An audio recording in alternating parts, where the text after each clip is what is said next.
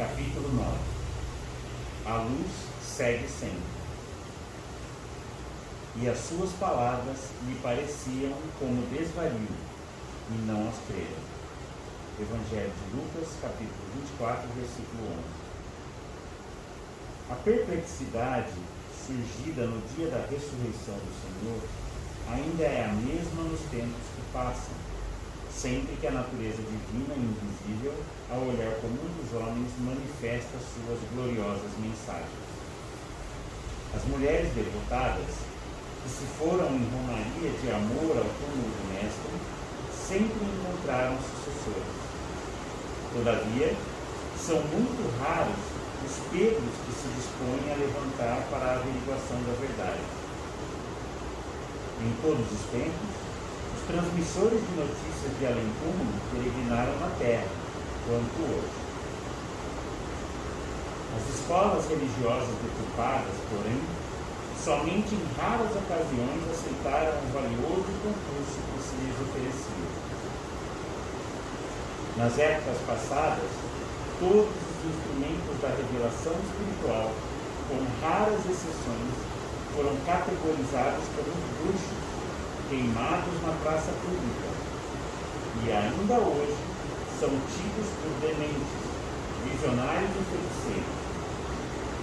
É que a maioria dos companheiros de jornada humana vivem agarrados aos inferiores interesses de alguns momentos, e as palavras da verdade mortalista sempre lhe pareceram um consumado desvario. Entregues ao efêmero, não creem na expansão da vida, dentro do infinito e da eternidade, mas a luz da ressurreição prossegue sempre, inspirando seus missionários ainda incompreendidos. Mestre Jesus,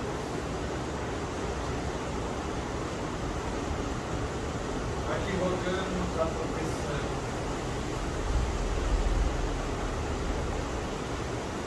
e o auxílio para que realizemos a nossa reunião fraterna de estudos da Batismo. Agradecemos, Mestre, por esta oportunidade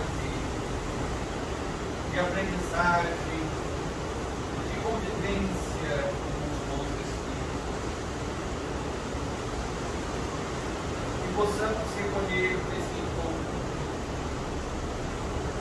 não apenas o conhecimento superior, que nos direcione a uma vida de maior equilíbrio e realização do bem, mas também o estímulo para que nós consigamos efetivar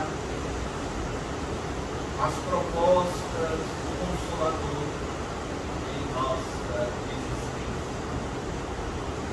Mestre amado, a Ti também rogamos que abençoe e socorra nossos irmãos de humanidade, sobretudo aqueles que se entregaram ao desespero e perderam a própria fé, marchando a êxito, muitas vezes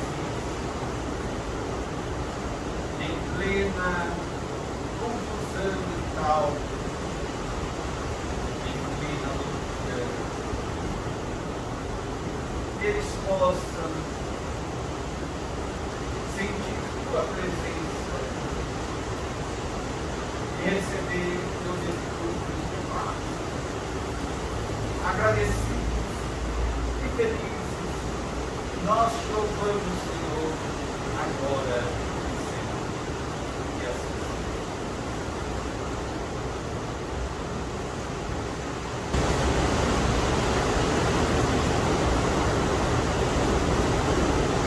Apenas para a gente poder recordar rapidamente um pouco daquilo que a gente viu a aula passada, que tinha como objetivo dar algumas informações a mais, de modo a melhor compreendermos, sobretudo aquela nota de rodapé, William Denis, e os esclarecimentos também que leu Camilo Castelo Branco no seu texto.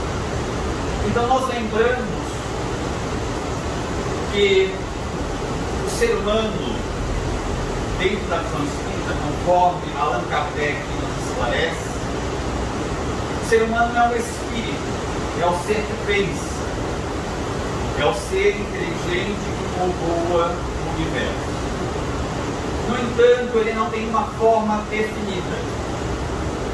Nós não conseguimos, não compreendemos ainda, os benfeitores espirituais não nos deram informações, por falta de condições de compreensão nossa, pelo nosso estado evolutivo ainda, para sabermos exatamente a constituição do Espírito.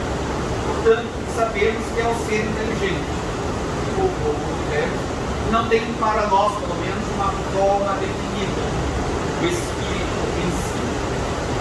O que vai lhe dar uma forma, que é esta forma humana que conhecemos, é exatamente o seu corpo espiritual, chamado perispírito. A gente lembra, peri envolve espírito, envolve o espírito, dando-lhe uma forma. E é por meio deste corpo que ele vai poder, o espírito, relacionar-se com o meio externo. Então, é o perispírito, o seu corpo espiritual, que irá transmitir ao meio externo o que ele pensa e também realizar as suas ações. Ele precisa, portanto, desse instrumento de manifestação para interagir com o meio externo e com os outros espíritos também. E receber do meio externo todas as impressões. Então é por esse corpo espiritual, o perispírito, que esse intercâmbio se realiza. Do que é feito o perispírito? Allan Kardec diz que é um corpo semimaterial, ou ainda de matéria quintessenciada, portanto é matéria. Ele é feito a partir de energias e fluidos que são já derivados do fluido cósmico universal.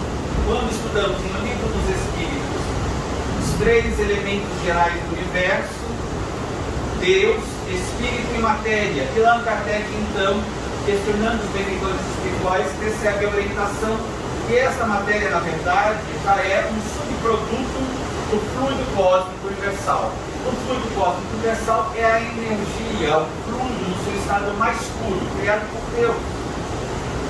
E daí ele sofre modificações, adaptações ao infinito. Então, tudo que não seja o próprio Criador, Deus, o que não seja o Espírito, que é esta centelha divina, esse ser inteligente, que também é criado por Deus, é o fluido cósmico universal, a energia do seu estado mais puro, primitivo, ou seja, de como ela foi criada, ou então é um derivado, uma combinação, uma recombinação deste fluido cósmico universal. Logo, o perispírito, não sendo o Criador, Deus, não sendo o próprio Espírito, só pode ser um derivado do fluido cósmico universal. Esse fluido vai sendo, como nós mencionamos, modificado, adaptado, combinado, recombinado, e vai gerar todos os fluidos, todas as energias que existem no universo. A eletricidade é um subproduto do fluido cósmico universal. O magnetismo é um subproduto do fluido cósmico universal. O perispírito, que é matéria, só que quintessenciada, é um subproduto do fluido cósmico universal. Nós também aprendemos na doutrina espírita que o perispírito ele vai se aprimorando, se aperfeiçoando, se sutilizando, se purificando à medida que o espírito que o detém, que o possui, também se aperfeiçoa. Então, o aperfeiçoamento intelecto-moral do espírito provoca modificações de aperfeiçoamento, de sutilização do seu perispírito. Então, quanto mais evoluído o espírito for, sutil será o seu perispírito, seu corpo espiritual. Além disso, também aprendemos com a doutrina espírita que o espírito toma dos fluidos, utiliza-se dos fluidos que envolvem o planeta no qual terá suas experiências encarnatórias para compor o seu perispírito. Portanto, nós que somos habitantes do planeta Terra, elaboramos o nosso corpo espiritual, o perispírito, a partir das energias dos fluidos que envolvem o planeta Terra. No dia em que pudermos habitar um mundo um pouco mais avançado, digamos que tivéssemos já condições de habitar o planeta Marte. Segundo informações recebidas pelo médium Chico Xavier, como, por exemplo, na obra Novas Mensagens, de autoria de Humberto Campos e Irmão X, temos ali a informação, a notícia que o planeta Marte é mais evoluído do que o planeta Terra. A população marciana é mais avançada do que a população terráquea. Então, digamos que nós tenhamos condições de habitar o planeta Marte. Avançamos o necessário para termos condições de nos tornarmos cidadãos marcianos. Para podermos ter a experiência encarnatória de coisas reencarnações do planeta Marte, é necessário que nós utilizemos o instrumento de manifestação, de intercâmbio com aquele meio marciano, compatível com as energias dos fluidos de lá. Desta maneira, abandonamos o perispírito, esse corpo espiritual composto de energias, de fluidos que envolvem a Terra, e compomos um novo perispírito a partir das energias que compõem e envolvem o planeta Marte. E isto vale para qualquer outro planeta para o qual nos dirigimos, ao qual nos vinculemos para as nossas experiências evolutivas. Tanto quanto espíritos que pertenciam a outro planeta, a população de outro planeta, quando vieram ter experiências na Terra, tiveram que compor um novo perispírito a partir das energias dos fluidos que envolvem a Terra. Então, o fluido cósmico universal dará a origem aos fluidos que compõem o planeta, que envolvem cada planeta, e a partir desses fluidos nós compomos o nosso perispírito. Mas quando precisamos ter uma experiência evolutiva, é necessária a reencarnação. A encarnação e as reencarnações sucessivas. Para que a reencarnação seja viabilizada, é necessário nos utilizarmos de um outro corpo físico, de uma outra vestimenta extra, além daquela que nós já temos, que é o nosso perispírito. A razão disso é que o perispírito, embora seja a matéria quintessenciada, esta energia, esta matéria é muito sutil, no nosso caso, habitantes do planeta Terra, é muito sutil para que nós consigamos agir diretamente sobre uma matéria num estado mais bruto, mais condensado, mais grosseiro. Nós não conseguimos, apenas com o nosso corpo espiritual, o perispírito, agir diretamente sobre uma energia, uma matéria mais condensada, mais grosseira, mais bruta, que é o caso da matéria aqui na Terra. Imaginemos que um indivíduo necessite ou queira fazer uma investigação ou realizar por hobby mesmo um mergulho para verificar o que existe debaixo das águas. Ele então vai fazer um mergulho Só que o nosso organismo físico não tem condições de sobreviver por muito tempo debaixo d'água, pelo nosso processo de respiração. Então nós necessitamos de um equipamento extra para viabilizar essa exploração subaquática. E o mergulhador vai se utilizar também de outros equipamentos e de uma vestimenta adequada para melhor realizar aquela exploração subaquática, fazer o seu mergulho. Então ele usará uma roupa de mergulhador, emborrachada, que permita um deslizamento melhor. Ele vai utilizar pés de pato, uma máscara para melhor visualização, senão ele não consegue ficar com os olhos abertos, e o equipamento de respiração, seja um snorkel ou seja o equipamento com o tanque de oxigênio. O astronauta, para fazer as suas explorações também para a nossa atmosfera, ele necessita de uma roupagem específica. Assim, o espírito, enquanto tenha um corpo espiritual, o seu perispírito, para as condições ambientes da Terra, em que a matéria, a energia se apresenta de uma forma mais grosseira, muito mais condensada, ele precisa de uma roupagem, de uma vestimenta, de um equipamento especial. Apenas pelo período em que ele estiver na experiência terráquea, ou seja, reencarnado.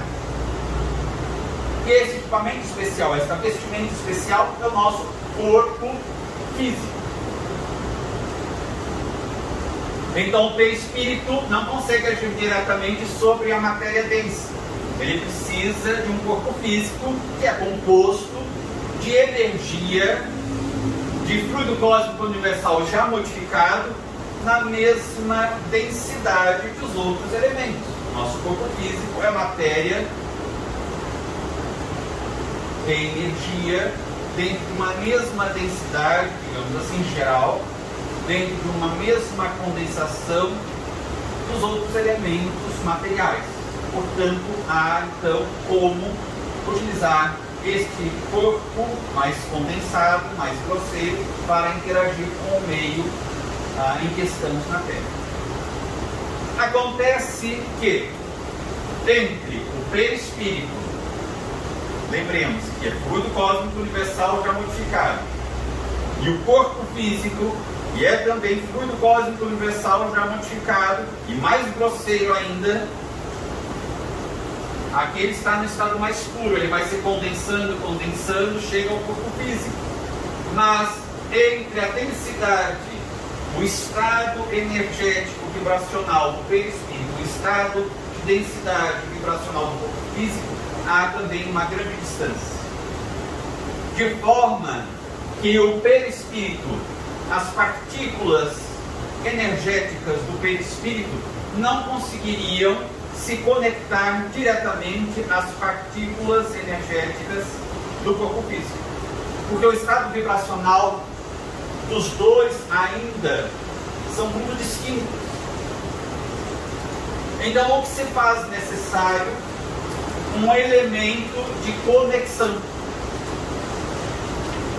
que faz a conexão entre as partículas, ou moléculas, se quisermos dizer, do perispírito e as partículas ou moléculas do corpo físico. Esse elemento de conexão é um fluido também, e é um fluido material, praticamente material, embora ele não tenha exatamente as mesmas propriedades da matéria que compõe o corpo físico. Mas é um fluido que não se acha na dimensão espiritual, só na dimensão física. Esse fluido foi chamado por Allan Kardec de fluido vital, porque ele que dá a vitalidade, a vida animal, ou seja, a vida animalizada. Ou também fluido animal ou animalizado. Mais tarde, um cientista francês de nome Charles Richer, chamado pai da metapsíquica humana, escreveu o Tratado de Metapsíquica. Ele, investigando os fenômenos mediúnicos, se deu conta que realmente existia, devido às evidências e às provas, desse fluido, o qual Allan Kardec já havia falado décadas antes. Um fluido que também Mesmer, ele chamou de fluido magnético. Mesmer já também tinha falado. Lembramos que Allan Kardec era da escola ou ainda da sociedade mesmérica de Paris. Ele era um magnetizador. E a partir das experiências do magnetismo que ele pôde conhecer e ter contato com as experiências mediúnicas.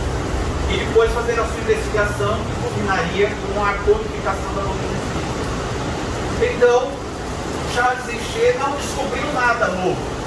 Ele apenas, nas suas investigações, trouxe muitas informações científicas para complementar os estudos a respeito do assunto e deu um nome de ectoplasma.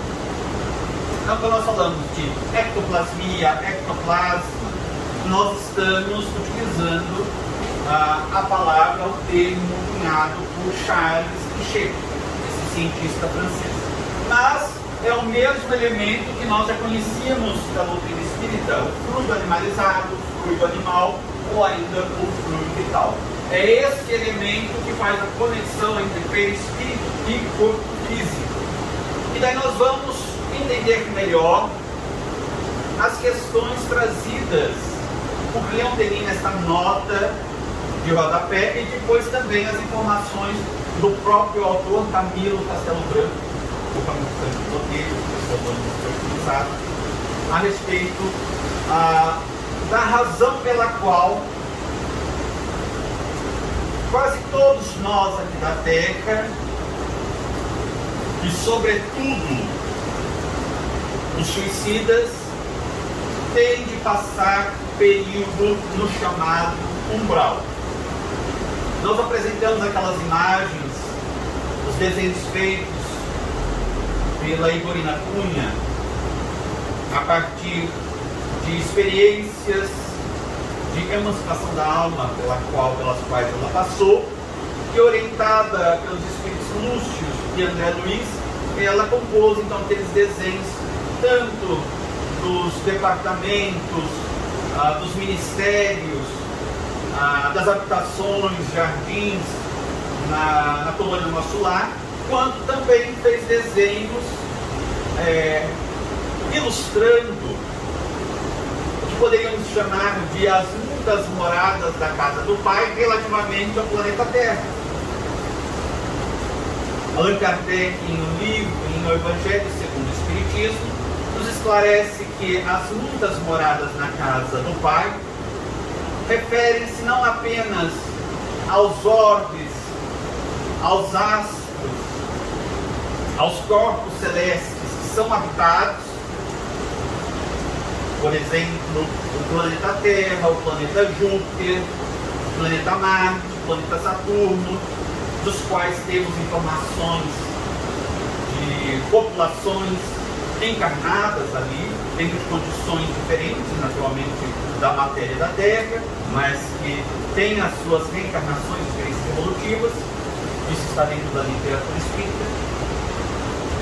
Mas também Allan Kardec diz que essas muitas moradas são as próprias dimensões espirituais. E a gente viu por aqueles desenhos da Igorina que, quando falamos em planeta Terra, não apenas estamos nos referindo aos que habitam o planeta Terra na crosta, aos encarnados que habitamos a crosta planetária. Temos populações em diferentes dimensões superpostas deste globo, que é o globo terrestre. Então a Igorina nos fala, sob a orientação de Lúcio e André Luiz, da subcrosta, de populações intraterráqueas, de espíritos muito grosseiros. Depois, além da população encarnada, de população espiritual que permanece na crosta.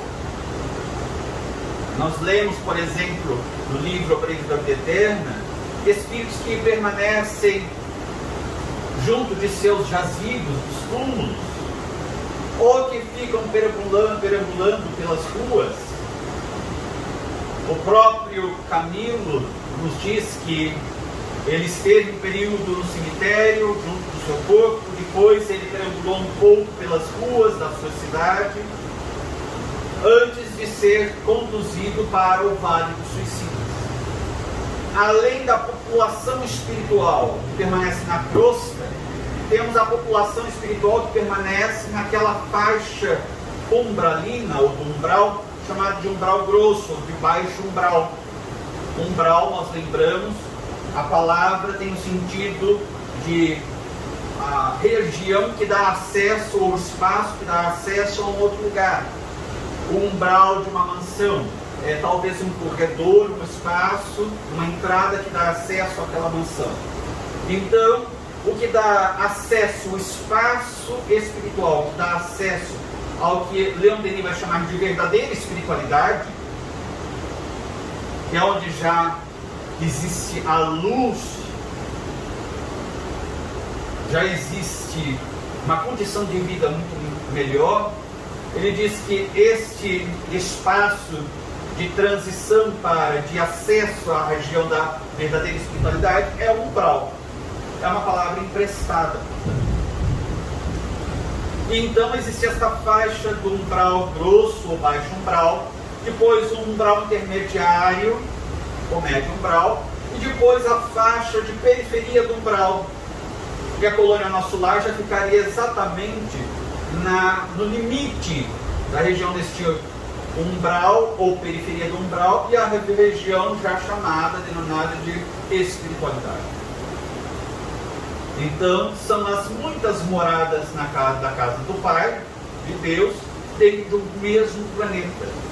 Cada espírito, por sua condição evolutiva, intelectual, mas sobretudo moral, irá, depois de desencarnar, estagiar, permanecer na região espiritual, na dimensão espiritual equivalente ao seu estado evolutivo no momento da sua desencarnação.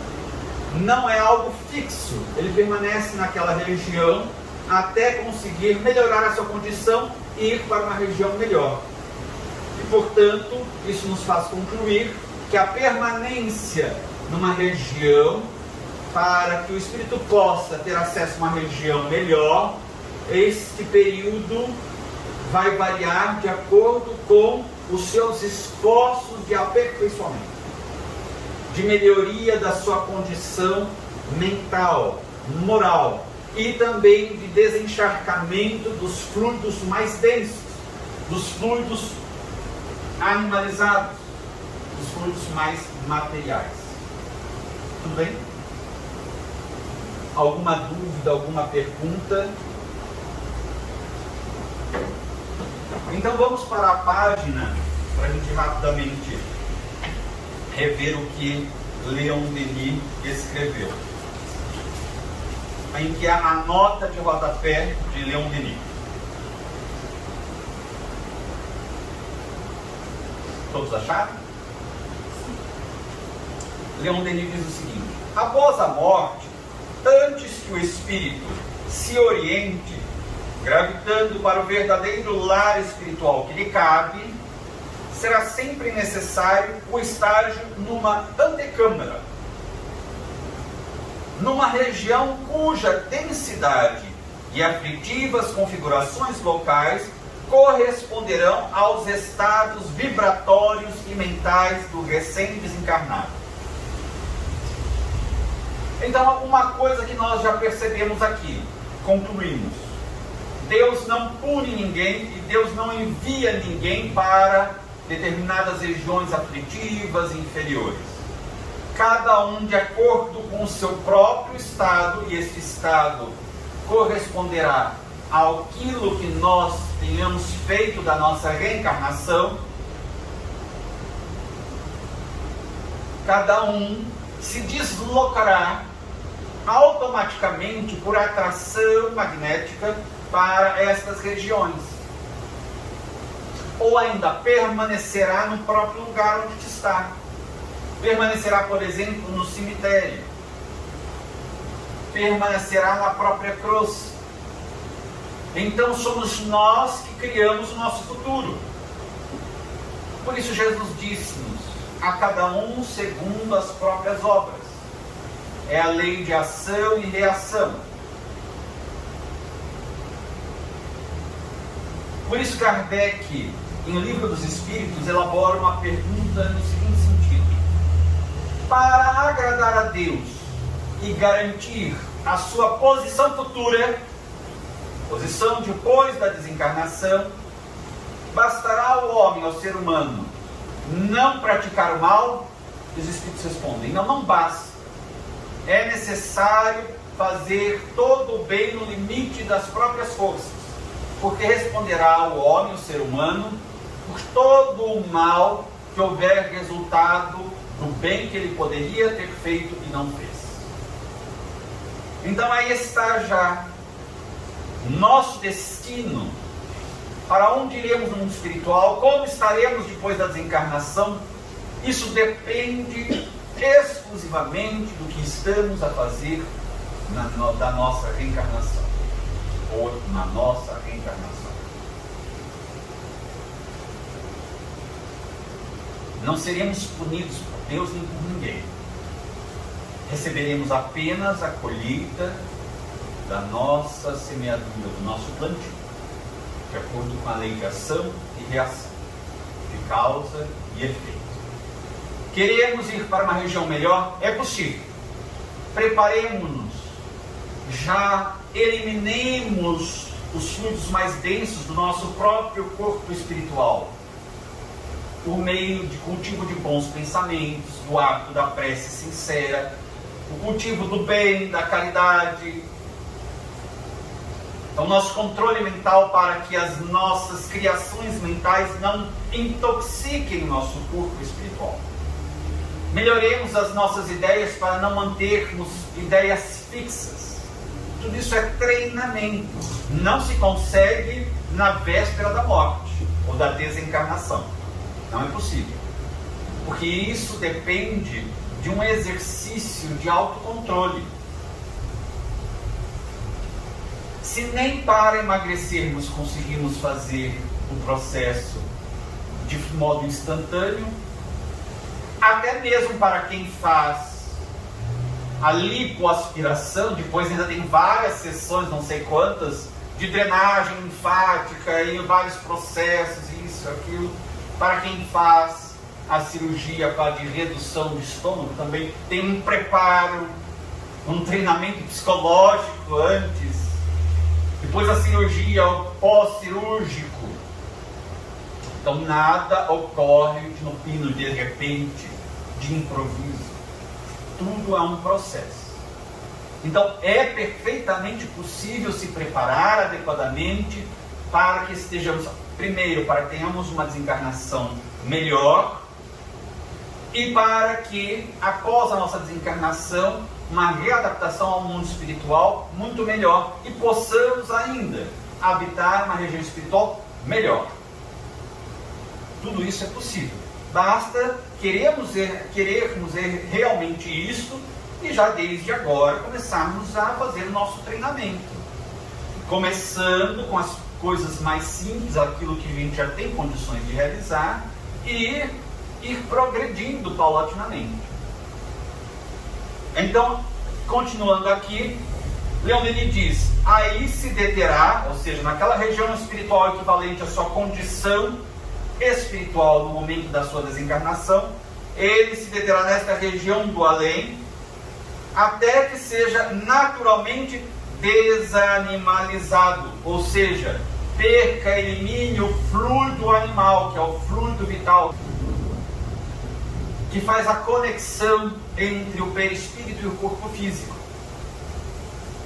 Só que isso é matéria, pertence ao mundo material, à dimensão mais material. Repetindo, embora esta matéria, segundo Allan Kardec, não tenha as mesmas propriedades da matéria do nosso corpo físico. Mas no mundo espiritual, este fluido vital, este fluido animal, não é próprio. A única função dele é dar vida, vitalidade à matéria densa. Tanto é que quando estudamos o livro dos médiuns, Allan Kardec, quando vai analisar os fenômenos mediúnicos de efeitos materiais, ele vai falar a respeito do fluido animal, ou ectoplasma. Ectoplasma é uma palavra que surgirá mais tarde com Charles Richer. Ele falará do fluido animal. E ele dirá que para que as mesas, naquele período das mesas girantes, dançantes e falantes, porque respondiam a perguntas por meio das pancadas do seu pé ou dos seus pés, ele dirá que os fenômenos de efeitos físicos, por exemplo, das mesas falantes, ou girantes, ou dançantes, ocorrem porque o fluido animal desprendido do médium de efeitos físicos, também chamado atualmente de médium de ectoplasmia, estes fluidos animais vão envolver aquela matéria inerte, digamos a mesa, e vai animalizá-la, dará vitalidade, vida temporária.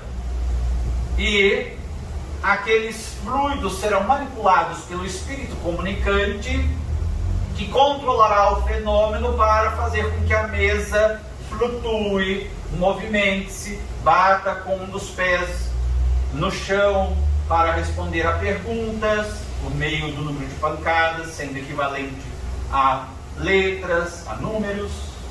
Ele controlará e manipulará este fluido animal liberado pelo médium de efeitos físicos ou de ectoplasmia para dar movimento e vida temporária àquela matéria inerte, àquele ser inanimado, que é a mesa. Uma vez recolhido aquele fluido animal, o ectoplasma, retornando para o fulcro gerador ou de fornecimento, que é o médium, não mais tendo aquele fluido animal, a mesa não mais estará animada, vitalizada, portanto ela volta a ser um material inerte, um ser inanimado, sem vida. Inanimado, sem ânima, sem alma, sem vida. Então, este fluido animal, este ectoplasma, este fluido vital, tem apenas por função animar a matéria densa. Dar vida, por exemplo, ao nosso corpo físico, vinculando o nosso corpo físico ao perispírito, para que o espírito então possa se manifestar neste campo, nesta dimensão da matéria mais densa. No livro Branco Bem fala que o fluido pode iniciar para animar o corpo só, né? Aí quando uma pessoa morre, esses espíritos que estão aqui na crosta, geralmente eles ficam ali no cemitério, e acho que eles querem, pelo que eu entendi, esse fluido vital que ainda tem, o corpo ainda tem um pouco, né? Aí nesse caso, é porque eles estão muito ligados à matéria, por isso que eles querem sentir esse fluido vital aí? Sim. Ela está se referindo... Você não vai precisar mais dele, né? Porque acabou o corpo, você não vai precisar, mas essas pessoas, então, é para isso que eles ficam ali. Exatamente. Está se referindo ao livro O Brilho da Vida Eterna, de André Luiz, a psicografia de Chico Xavier, e é um livro que nós já mencionamos várias vezes, que relata, explica o processo de desencarnação, mais especificamente de 5 personagens. E um desses personagens, num desses processos de desencarnação, depois da desencarnação de um desses personagens, de Dimas, André Luiz, junto com a equipe que ele integrava, o instrutor Jerônimo, depois também a enfermeira Luciana e o padre Hipólito, eles acompanham o enterro de Dimas. E Dimas, espírito já desligado do corpo físico, acompanha também o seu próprio enterro. E André Luiz nota que, mesmo depois de todo o processo de desligamento completo de Dimas, ele, espírito, e o seu perispírito do corpo físico, e já de um processo de reabsorção das energias do fluido vital, quando estão no cemitério e vai ocorrer o enterro, antes de ocorrer efetivamente o enterro, o instrutor Jerônimo realiza mais uma operação magnética para diluir o restante de fluido vital, ou fluido animalizado, o ectoplasma, que ainda permanecia no corpo físico. E por que ele faz isso? Ele dá a explicação a André Luiz. Porque espíritos muito materializados, espíritos ainda que desencarnaram, mas com muitas viciações, digamos assim, muitas fixações mentais, que não se desmaterializaram ainda em vida, em existência física, esses espíritos têm muitas necessidades, inclusive fisiológicas, por causa das impressões que permanecem neles, por causa da impregnação dos fluidos mais materiais. Nós já mencionamos o livro dos Espíritos, de Allan Kardec, das percepções, sensações e sofrimentos dos espíritos. Isso está mais para a parte inicial do livro dos Espíritos. Allan Kardec explica a razão de os espíritos sofrerem, de terem sensações, de terem frio, terem fome, e aqui o espírito vai mencionar Camilo Castelo Branco, que ele, todos do Vale dos Suicidas, têm todas essas percepções. Não necessariamente apenas aqueles espíritos suicidas têm essas sensações de fome, frio, sede e outras sensações, necessidade de sexo. Ele menciona que os espíritos praticavam sexo de maneira muito grosseira, quase que animalizada, aqui no livro, logo no primeiro capítulo. Então, outros espíritos também muito materializados, depois da desencarnação, permanecem por causa desta impregnação de muitos fluidos ainda mais materiais no seu perispírito, tendo essas sensações e necessidades. E por causa do desespero que isso lhes provoca, eles buscam encarnados, se aproximar desses encarnados que tenham uma vibração muito baixa, e daí por associação, por sintonia, por afinidade fluídica, eles se vinculam a estes encarnados, no ato, por exemplo, de ingerir bebidas alcoólicas, de alimentação, por exemplo, no ato sexual. Eles se vinculam a estes encarnados para terem a experiência mais material, as sensações, por causa dessa comunicação do fluido vital. Quando espíritos também muito perturbados são levados a reuniões mediúnicas para se comunicarem por médiuns, é para que eles, ao se conectarem ao médium, e o médium é um espírito que está vinculado a um corpo físico por meio do fluido vital que conecta o seu corpo físico ao perispírito. Então o médium é um ser vivo, um ser encarnado, em cuja constituição há muito fluido vital, por ele estar ainda encarnado, vinculado a um corpo físico. Então este fluido vital, ao ocorrer a conexão do espírito desencarnado, do comunicante com o médium, aquele fluido vital vai dar a sensação àquele espírito de ele ter novamente um corpo físico. E novamente voltam as impressões físicas para aquele espírito. É como se ele recebesse um grande choque vibratório. E daí ele elimina boa parte daqueles fluidos residuais do seu perispírito no médium.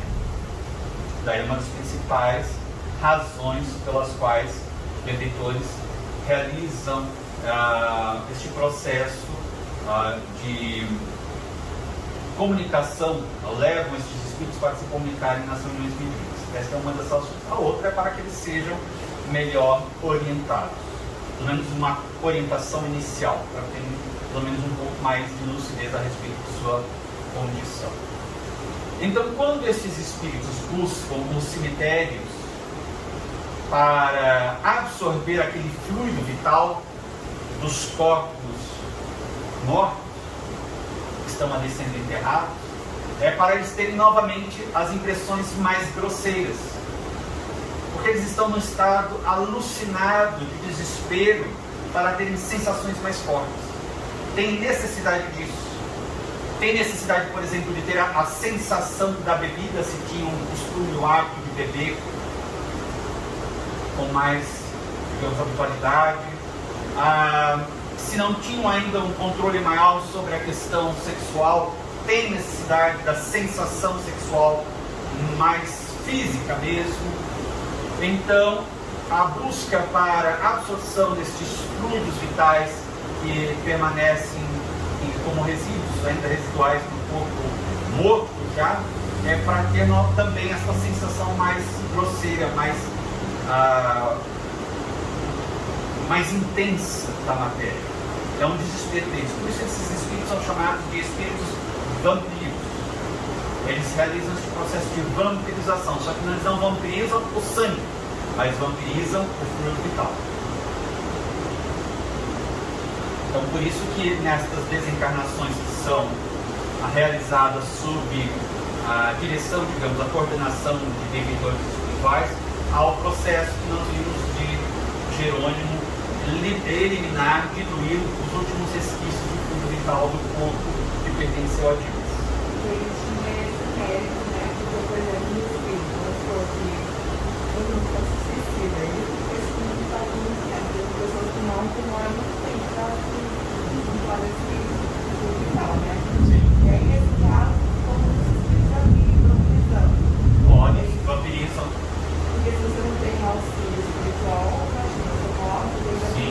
fala você. Aham. André Luiz, em outro livro, descreve uma outra cena bastante impactante. Ele acaba visitando uma região que tem um matadouro de animais.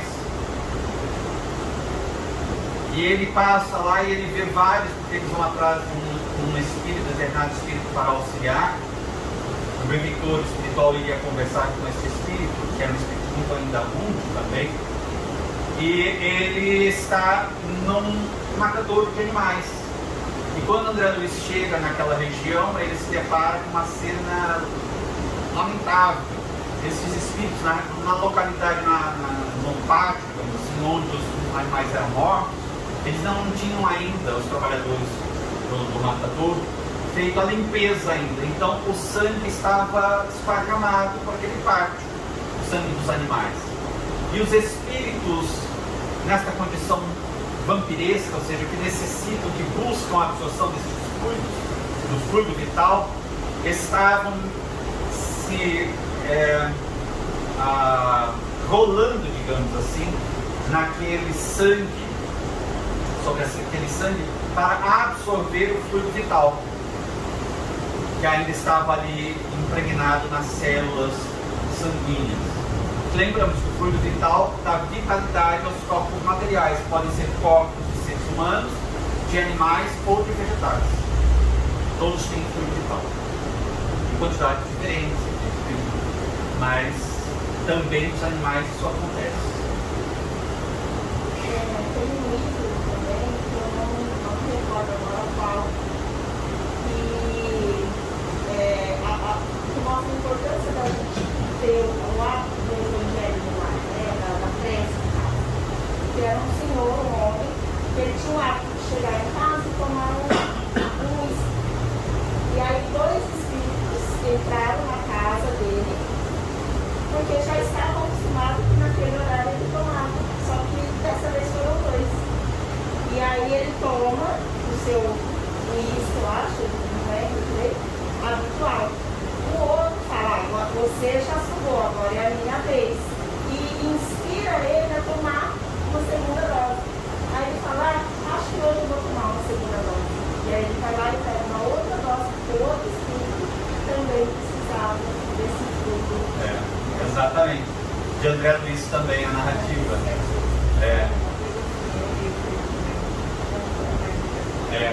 Sim. André Luiz chega a dizer que não sabia diferenciar quem estava tragando isso, se era encarnado ou desencarnado, não é isso?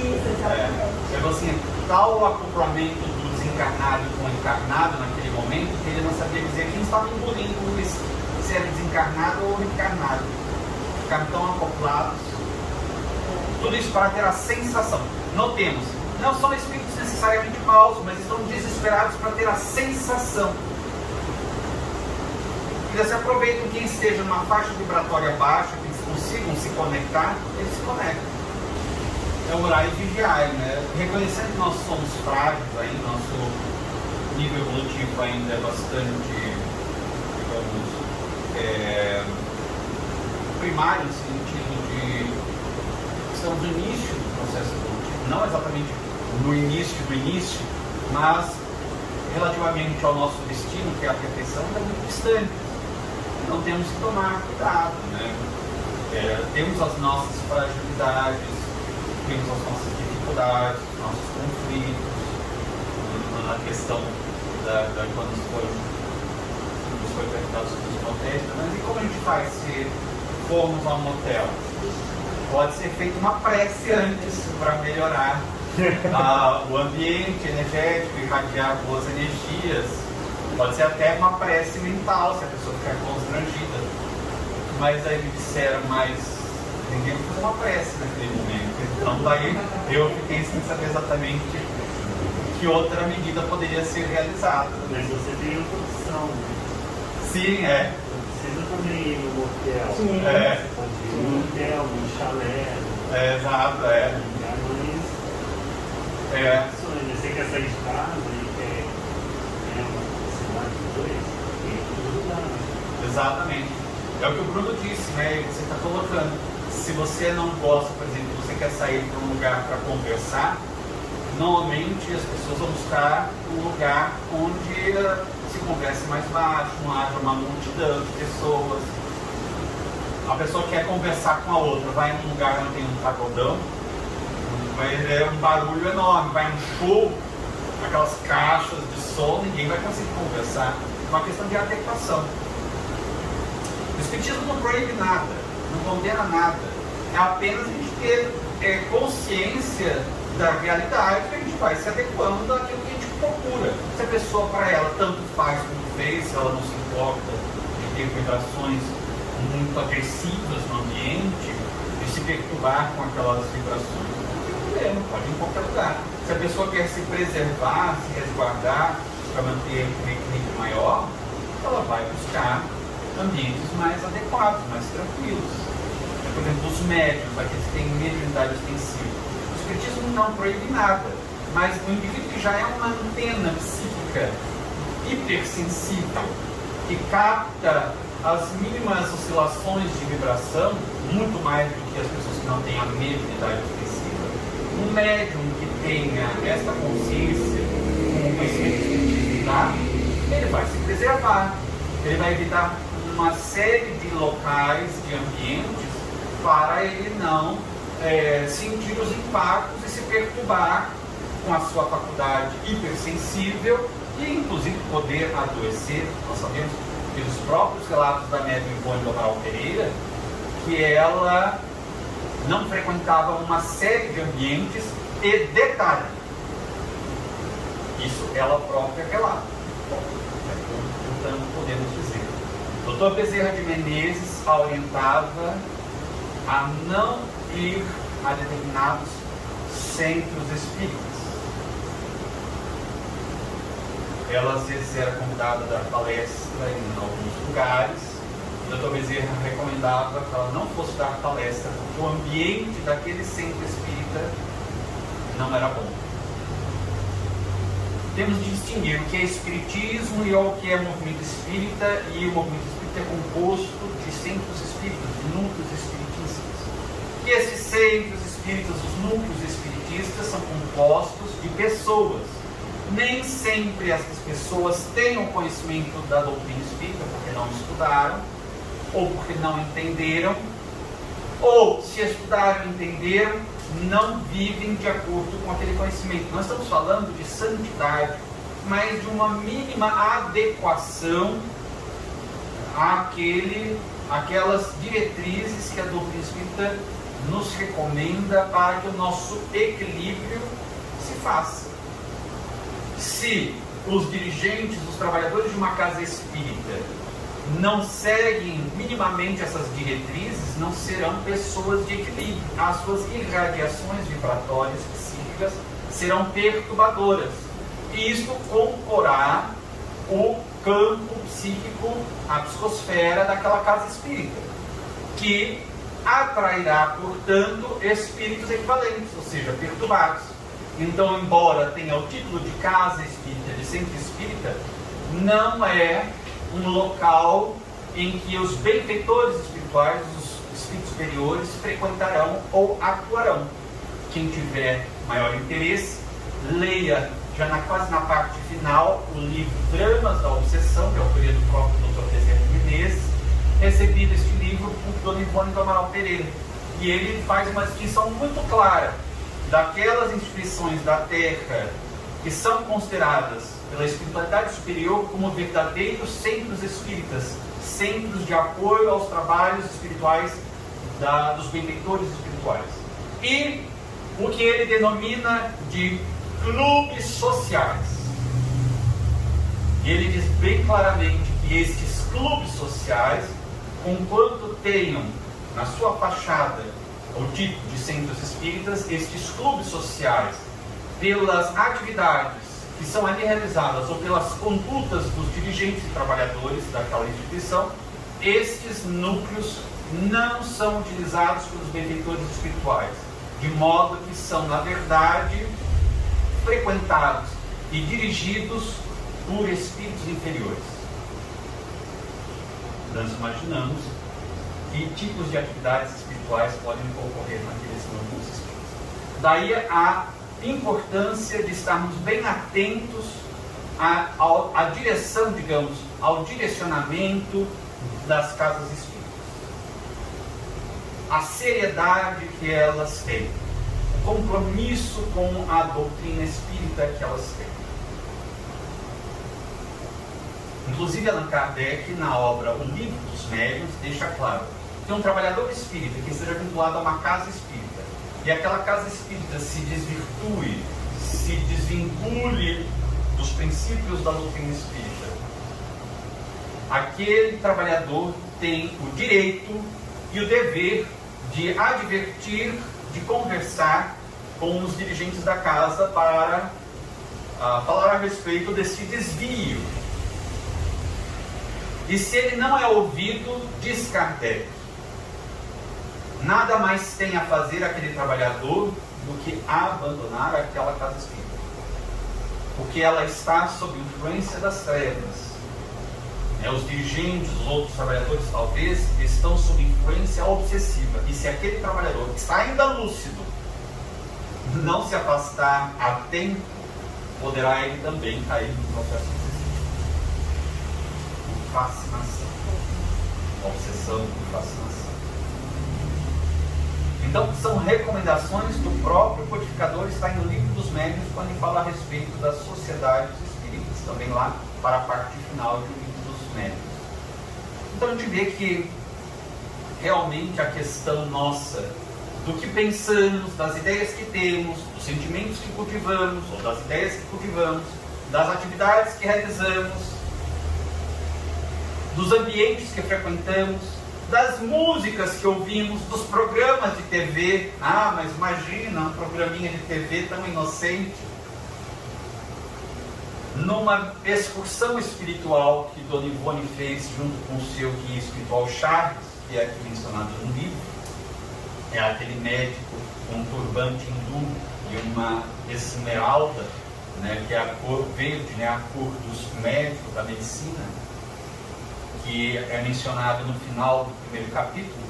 Ela disse que numa excursão espiritual no estado de emancipação da alma, ela estava numa região inferior e cruzou com alguns espíritos. Eles cruzaram com alguns espíritos que estavam, um deles estavam fazendo coisas assim para dar risadas, bobagens assim, cômicas, coisas cômicas. E ela olhou e riu do que o espírito fez. E foi advertida por Chaves. Cuidado, Ivone. Porque o seu interesse pela atividade dele, que é uma atividade de bobagem, não era pornográfica, não era uma coisa bobagem. O seu interesse e o seu riso significa que você entrou, pôs a sua atenção ali e entrou dentro da faixa do pensamento dele e da faixa vibratória dele. Cuidado para não se conectar mentalmente. Lei do campo mental, André Luiz. Mecanismos da mediunidade, recebido por Chico Xavier e Paulo Vieira. Lei do campo mental. Cuidado, porque aí pode se iniciar um processo obsessivo. Então, continuando aqui, Leon Denis nos diz: por aí se verá. Aí se deterá até que seja naturalmente desanimalizado, isto é, que se desfaça dos fluidos e forças vitais de que são impregnados todos os corpos materiais. Por aí se verá que a estada será temporária nesse umbral do além, conquanto geralmente penosa, ou seja, não é eterna. Embora aqui a gente vai ver que o espírito Camilo Castelo Branco narra que ele e todos os espíritos ali tinham a impressão, a ideia de que eles estariam ali eternamente. A gente vai ver isso já já. Será temporário, apenas pelo tempo, pelo período necessário para que eles se desencharquem deste fluido animal. Tais sejam o caráter do espírito, das pessoas, as ações praticadas durante a reencarnação, o gênero de vida que teve, o gênero de morte que teve. A gente lembra que mortes violentas, por exemplo, um indivíduo jovem ainda desencarnou numa morte violenta, num acidente de carro, por exemplo, ele ainda está bastante impregnado de fluido vital. Naturalmente, de acordo com o tipo de vida que ele teve, se era uma alma nobre, que praticava o bem, que cultivava boas ideias, bons sentimentos, terá o auxílio de benfeitores espirituais, como os narrados, os socorros narrados, os processos de desencarnação narrados em Obreiros da Vida Eterna.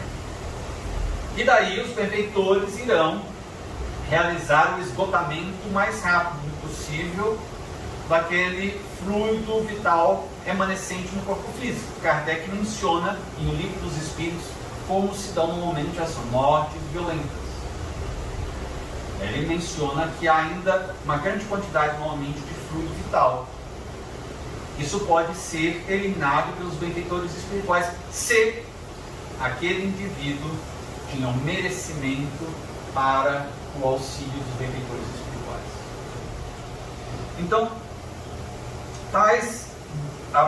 tais sejam estas características, essas condições aqui já mencionadas, tais serão o tempo e a penúria, ou seja, o que ele vai sofrer no local descrito. Existem aqueles que aí apenas se demoram algumas horas. A gente lembra, por exemplo, dentro de Obreiros da Vida Eterna, dos 4 casos, uma das senhoras que queria desencarnar teve uma moratória. Mas dos 4 que desencarnaram, a última, a senhora Adelaide, ela praticamente permaneceu algumas horas só naquela instituição, Casa Fabiano de Cristo, Casa Transitória Fabiano de Cristo, que ficava num umbral grosso, no baixo umbral. Ela desencarnou, foi levada para aquela instituição, junto com os demais que já estavam lá aguardando, passou algumas horas e já foi levada para uma colônia espiritual. Porque ela era, dentre os 4 que desencarnaram, a mais evoluída, sobretudo do ponto de vista moral. Tanto assim que ela própria já conseguiu realizar o seu processo de desencarnação praticamente sem auxílio nenhum dos benfeitores. O instrutor Jerônimo só necessitou de realizar a operação de corte, digamos, de desconexão do chamado cordão de prata, aquele cordão fluídico que vincula, é o último vínculo, digamos, do perispírito com o corpo físico.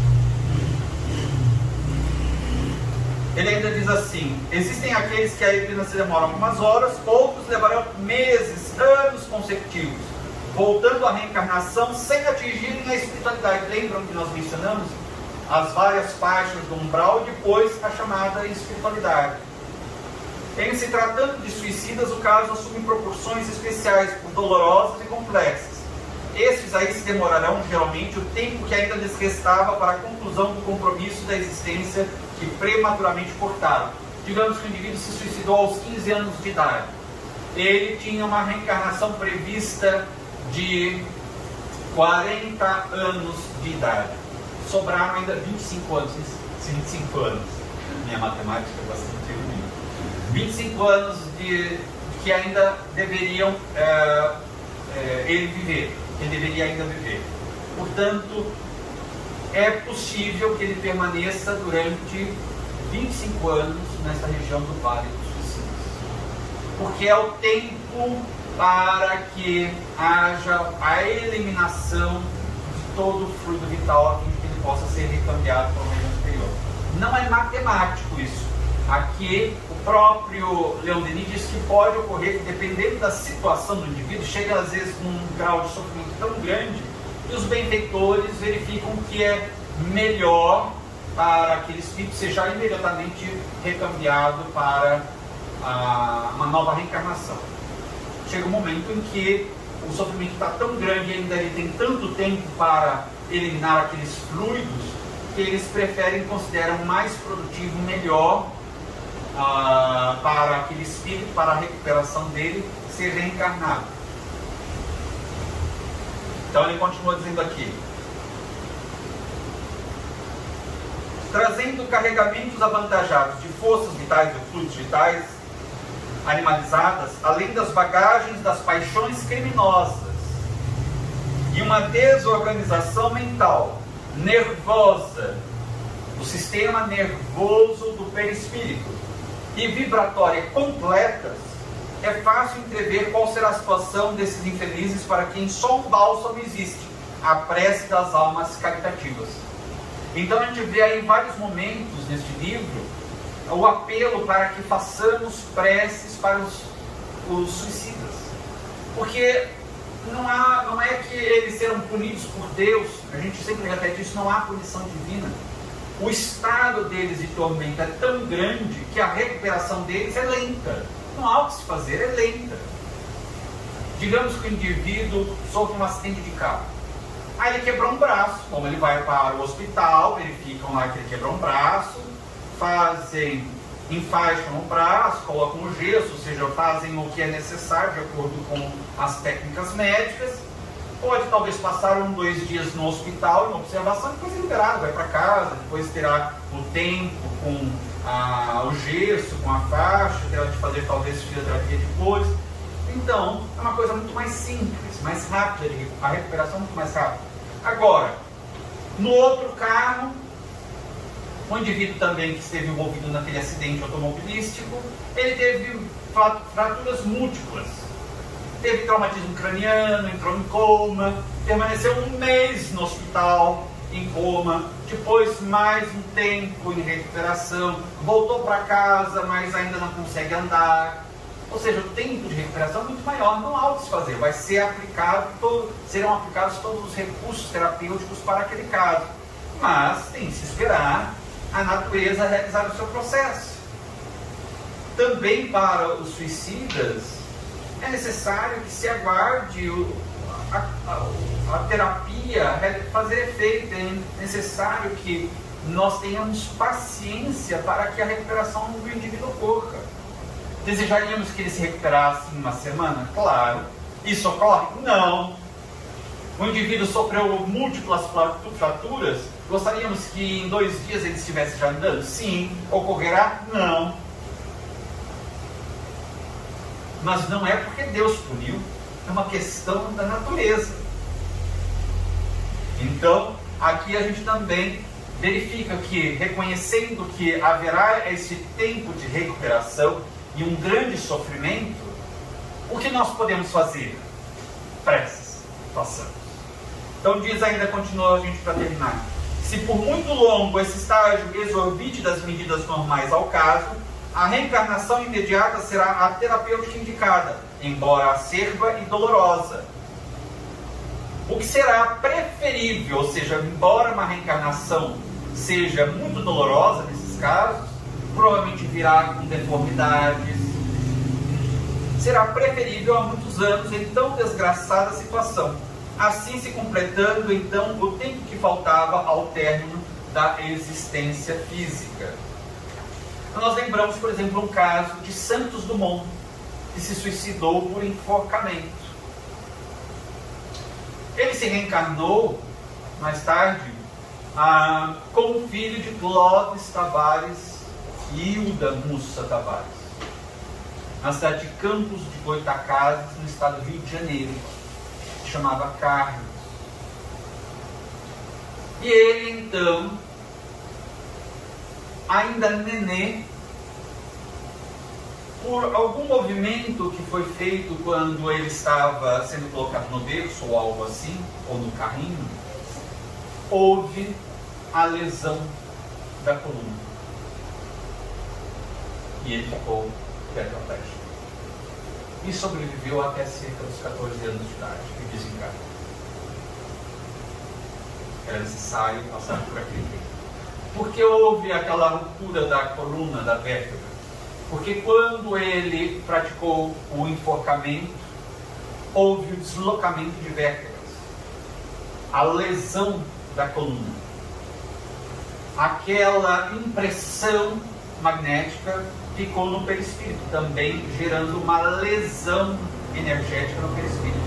Quando o perispírito foi modelar um novo corpo físico, uma nova reencarnação, um modelo organizador biológico, conforme diz-nos, ensina-nos o professor Hernani Guimarães Andrade, modelou um novo organismo físico, mas com a fragilidade da coluna. E daí um simples movimento, que em qualquer outra criança não ocasionaria nenhum problema, para ele, com aquela coluna frágil, gerou a lesão, provocando a tetraplegia. Essas são informações que nós temos nos livros a respeito de Clóvis Tavares, que era muito próximo a Chico Xavier, e Chico Xavier visitava com certa curiosidade a cidade de Campos, inclusive no Centro Espírita, na Escola Jesus Cristo, que é o Centro Espírita lá, que foi fundado por Clóvis Tavares. Lá Chico recebeu mensagens de Carlinhos, né, de Santos Dumont. Então nós verificamos aí um desses casos que foi necessário a reencarnação nessa situação dolorosa. Ele permaneceu até os 14 anos de idade com aquela tetraplegia, uma vida bastante limitada, muito dolorosa, mas preferível aos sofrimentos do mundo espiritual. E depois desencarnou já bastante recuperado daquela situação. Até porque foi muito amado aqui, né?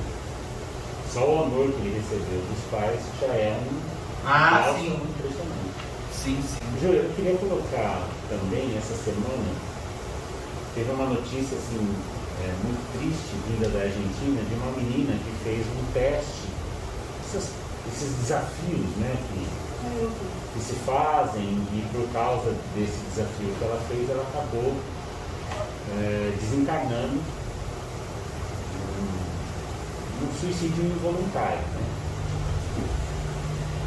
É para a gente colocar em questionamento a respeito do que o Espiritismo nos mostra da responsabilidade. Então é claro que todo mundo, quando a gente desencarna na fase da adolescência, pré-adolescência, a gente tem, obviamente, muitas dúvidas, muitas incertezas, dificuldade de entender a vida claramente. Mas os espíritos falam assim, então ela não vai sofrer nada porque ela é só uma menininha de 12 anos, acho que você vai dizer. Mas nós estamos falando de um espírito de 12 anos, nós estamos falando de um espírito que já reencarnou, não sabemos quantas vezes, né? e que acabou nessa fase permitindo essa participação nesse evento perigoso que acabou acontecendo no seu desencarne. Então acho que há atenuantes, mas também há, e tudo isso vai ser julgado não por nós, mas pela própria consciência da pessoa, o elo de ligação com as leis divinas. As atenuantes, agravantes, também o Camilo vai mencionar no texto dele. Esta análise de atenuantes e agravantes só é possível ser feita por Deus. Às vezes a gente acha que um caso vai ser terrível dentro da nossa perspectiva limitada, porque a gente não conhece a vida da pessoa, não sabe em quais condições, digamos, ela derrapou. Mas Deus sabe, Deus é onisciente, sabe tudo que vai no íntimo da criatura. Então a análise dele é perfeita, a nossa não. Então o que vai contar é a análise de Deus. Lembra, Dona Ivone teve 2 suicídios. Um está descrito no romance O Drama de Bretanha, na região da Bretanha, na França. Ela se joga do despenhadeiro e se arrebenta nos rochedos, na água ali do mar. Mas ela estava sob o efeito de obsessão cruel e por subjugação, já era uma obsessão por subjugação, ela já não tinha mais controle sobre o que ela estava fazendo. O espiritual induz e ela se joga.